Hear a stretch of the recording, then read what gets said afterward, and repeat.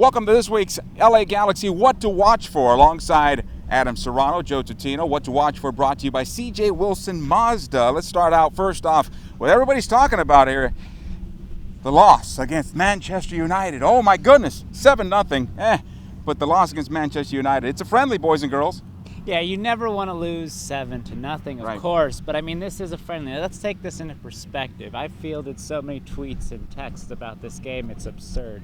You said earlier, nobody was breaking social media when the Galaxy beat Juventus last year. So let's not take it too much from here. And now we asked the guys how they felt after that game. They said they were embarrassed, but right now they're ready to turn the page. They forgot that game. They're like, let's focus on Seattle. This is the most important game of the season so far, and they want to get a win. I think responding from their first loss in 8 games, the loss at Kansas City, for the Galaxy to get back on track. Let's not forget that they went unbeaten in 8 games, which is a pretty good run, getting themselves back into the playoff picture. Yeah, you're seeing those kind of gritty performances that you've seen from Galaxy teams of old. Not a really complete performance, though, and that's kind of what this team's still lacking. They're lacking that really convincing victory that we saw against New England. They're not doing that consistently. And against Seattle, it's going to be a really tough challenge on the road.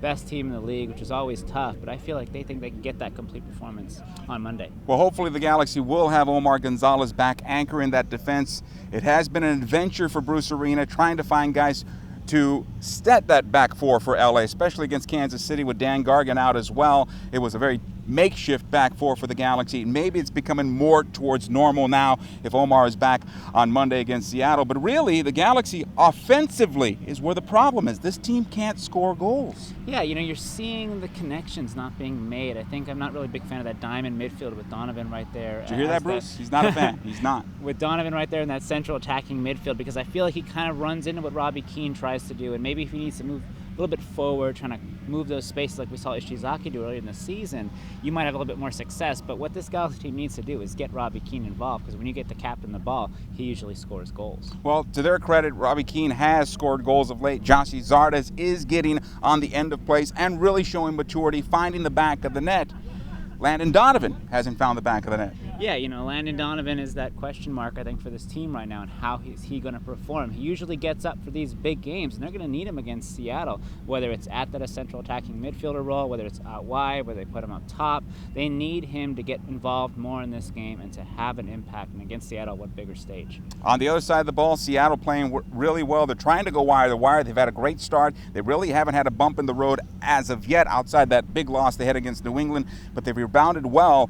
And for them, it's Clint Dempsey as well as Martins up top. Yeah, Clint Dempsey's got 9 goals. Martins has 8. Yeah. Two twin-headed monster right there.